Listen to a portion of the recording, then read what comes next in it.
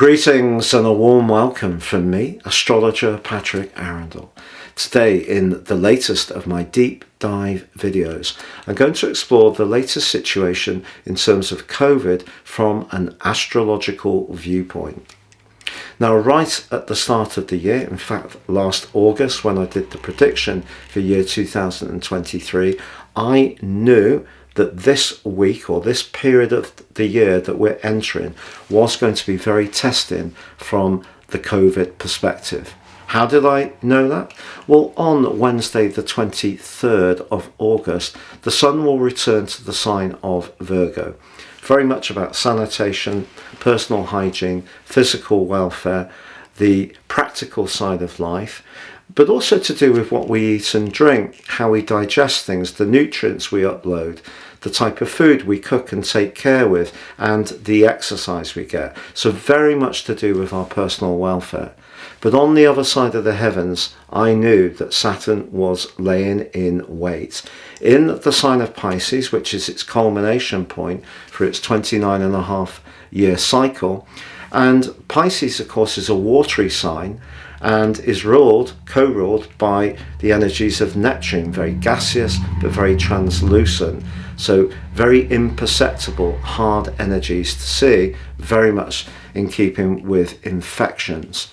But Saturn, of course, is teaching us lessons and asking us to integrate our emotional welfare into our physical well-being and be open to the process. So this event, the Sun moving back to Virgo, was always going to create some limitation to our physical vitality, because the polarization between the Sun, energy, and Saturn, restriction, in the 12th house of what we can't quite see, or our fears and anxieties, was always going to create resistance. But also, on the same day, Mercury, the ruler of Virgo, goes retrograde for 23 days, but more so, Mars, the planet that rules our body through its rulership of Aries, the first house, the ascendant, if you like, is also compromised by Neptune. So this set of influences was there. It could be anticipated, it was coming. So the latest news stories are saying that COVID is spreading with a new variant called EG5/Eris. Now that Eris, that's similar to the asteroid Eris and the mythology of Eris, is not surprising, because I'm going to take you back in my presentation to the solar return for year 2020. And that's going to show the World Health Authority were informed by the Chinese government on the 31st of December 2019 that there were a series of pneumonia type infections sweeping the country, and that's when it became official.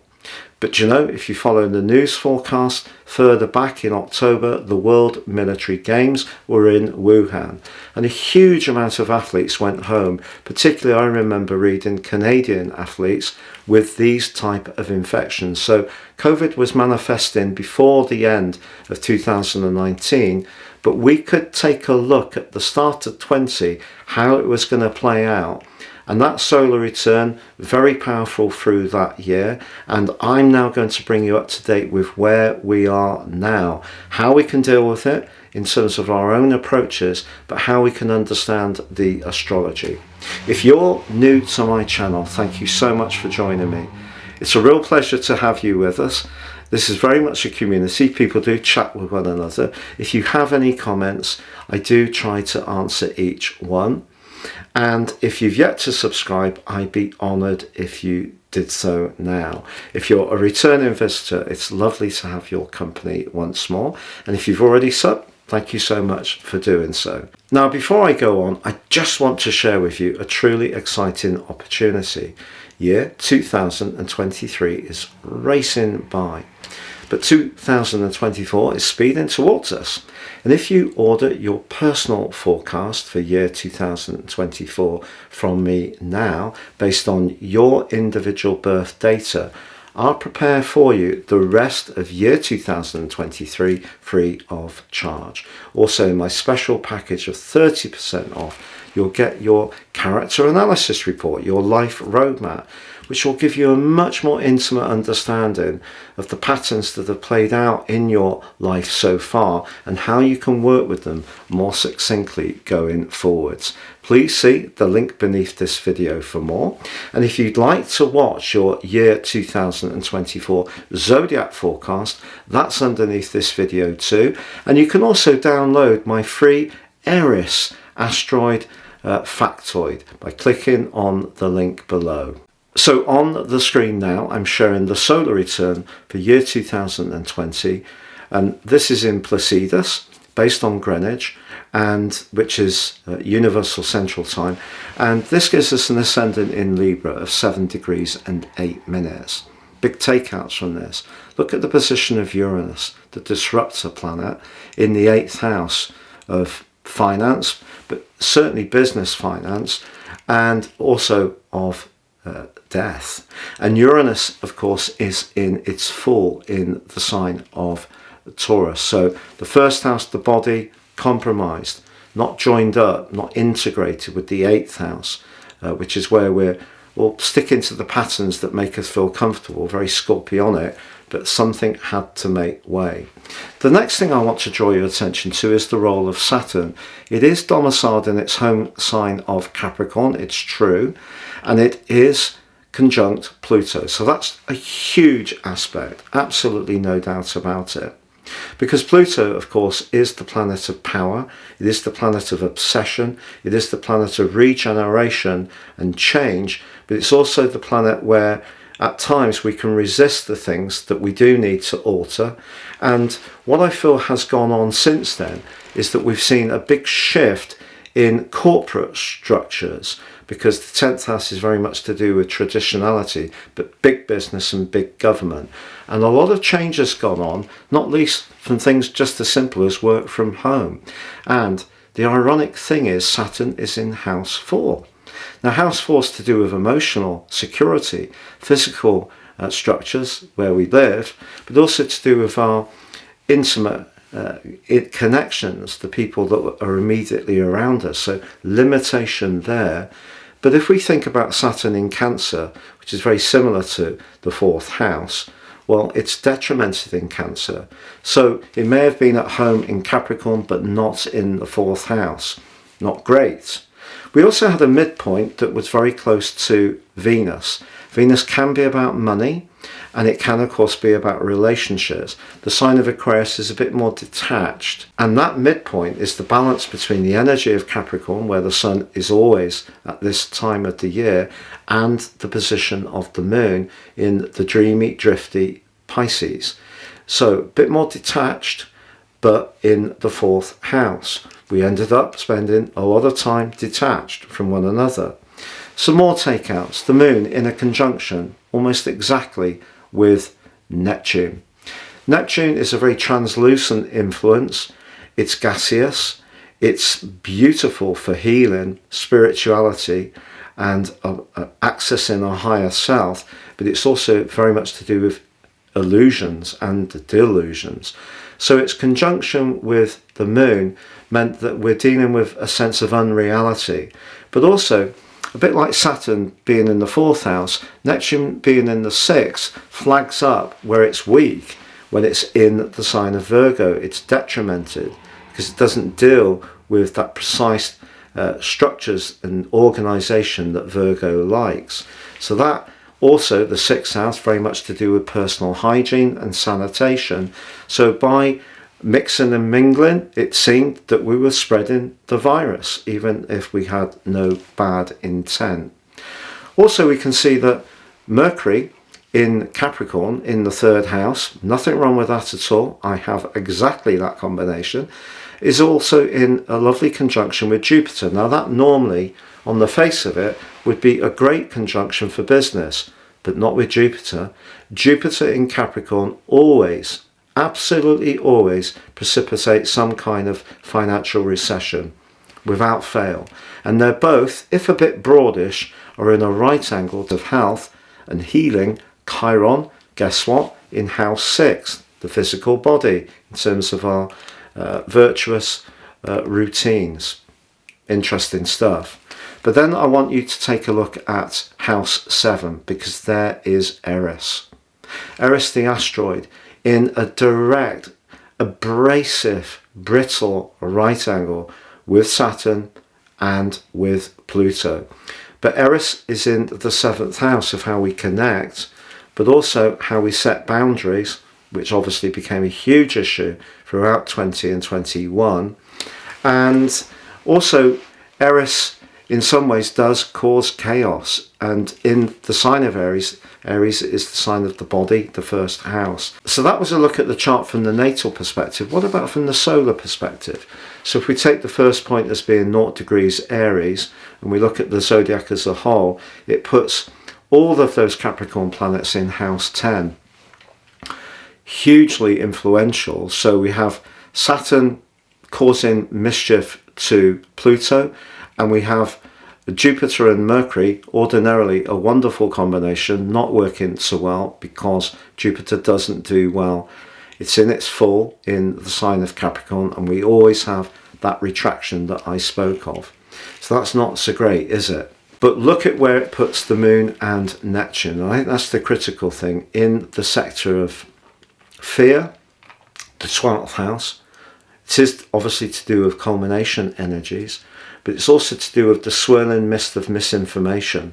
And, you know, whether you're someone who felt that we were being too controlled by governments, or you're someone who felt that government controls weren't tight enough, there were some very polarised opinions going on about that very subject. So you can see from year 2020's perspective, whether we're looking at it natally or from a solar perspective, there are quite a few things, quite a few features.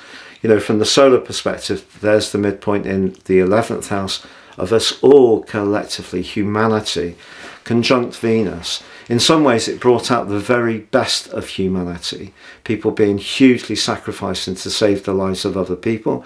And then we find out, in retrospect, that the people setting the rules, certainly in the UK, were breaking them when it suited them. Absolutely appalling. So that just gives you a little bit of a flavour of what happened then. Now let's fast forward to where we are now. So Wednesday, the 23rd of August, sees the Sun return at 9:02 a.m. Universal Central Time to the sign of Virgo. The first wheel I'm going to share with you is in fact the solar wheel, and from this we can see that position of Neptune in house 12. And look across to Mars, the planet which is very much to do with our physical thrust and drive and energy. A direct opposition, that's really can lead to massive distortions, but also a drain in energy. Mars wants to crack on and get things. It's done, it's impatient. And Neptune's just really slowing us down. And I feel, to be honest, that the rest of August is going to be quite challenging. And it hasn't at times been easy this month anyway, because of the energy that's been opposing the planets that are in Pisces of Saturn and Neptune. But we can also see that there is Saturn in house 12 at 4 degrees and 8, and there's the Sun at 0 degrees. So it's not quite exact, but that's pretty close across the 6th and 12th houses. So the limitations that we're going to feel now, whether it's to do with new rules that come in, whether it gets that serious, or whether it's to do with just having to modify our behaviour. I mean, you know, everyone had such vastly different viewpoints on this.